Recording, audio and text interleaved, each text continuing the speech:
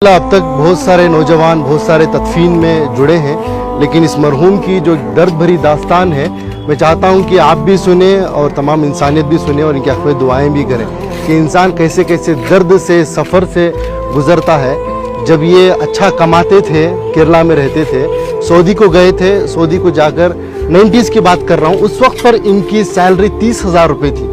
30,000 रुपये कमा कर अपने बीवी बच्चों को इंडिया देकर भेजते थे, बच्चों को काबिल भी बनाया। हम तो बार बार सुनते हैं कि माँ बच्चे को पेट में 9 महीने पालती है, लेकिन बाप जहन में ज़िंदगी भर पालता है, अपने औलाद के लिए कुछ भी कुर्बानी दे देता है। लेकिन जब बाप के पास पैसा आया, यानी इस मरहूम के पास, शमशुद्दीन साहब के पास, तो इन्होंने बीवी बच्चों को सऊदी को बुला लिया। सऊदी को जब बुला लिया तो इनको भी, यानी इनके वाइफ को भी जॉब पे लगाया गया। वो जॉब करना चाहती थी शायद, तो जॉब को उनको लगाया गया, तो उनकी सैलरी हो गई 60,000, इनकी सैलरी थी 30,000। फिर कुछ ही दिन गुजरे, उनके पास कुछ पैसा आया, उनकी बीवी के पास, इनको अपनी ज़िंदगी से दूर कर दिया। ये एक दिन था, ये अपनी बेटी से मिलने के लिए, अपने औलाद से मिलने के लिए सऊदी में ही, जो उनकी बीवी अलग फ्लैट लेकर रहती थी, वहाँ पर जाते हैं।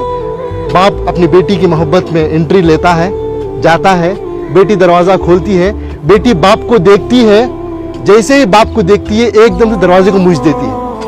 एक तमाचे की तरह इस मरहूम के चेहरे पर पड़ा। ये मैं नहीं कह रहा हूँ, ये इनकी खुद की ज़बानी है। मरने से पहले, कुछ दिन पहले इन्होंने इस वाक़े को बताया है। इसके गवाह हमारे इनायत साहब है, कहाँ है? हाँ, ये है।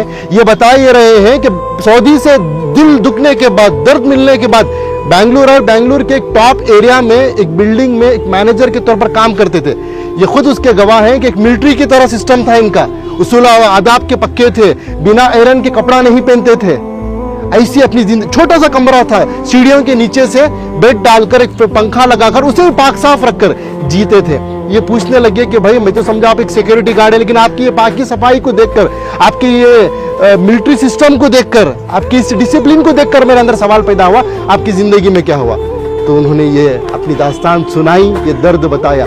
तो बस मैं इंसानियत से यही बात कहना चाहता हूँ कि दौलत तो कमाना है, वो मुकद्दर की मिलेगी, लेकिन अपने रिश्तों को बनाएं पहले, अपने बच्चों को, अपनी औलाद को मुसलमान बनाएं, इंसान बनाएं। आज पता चला कि इनकी औलाद अमेरिका में है, यूएसए में है, लाखों के रुपए कमा रहे हैं, लेकिन अफसोस की बात, दौलत तो दौलत है, उनके पास बाप के जनाजे को आने की तौफीक तक नहीं हुई। ये अल्लाह का करम है कि अल्लाह ने मुझे और आपको चुना, मैं और आप आए नहीं यहाँ पर, अल्लाह हमें भेजा है, अल्लाह ने हमें ये तौफीक दी है, तब जाकर इस कब्रिस्तान में आए हैं, इस मरहूम के जनाजे में शिरकत कर रहे हैं। इस मरहूम के नसीब देखिए, आज मस्जिद में नमाज़े की जनाजा अदा हुई। इनाम भाई, बड़ा मजमा था, मस्जिद के इमाम साहब, एक आलिम दीन ने इनका जनाजे की नमाज पढ़ाई, और तमाम अल्लाह के नेक बंदे मिलकर आकर आज तदफीन के लिए जुड़े।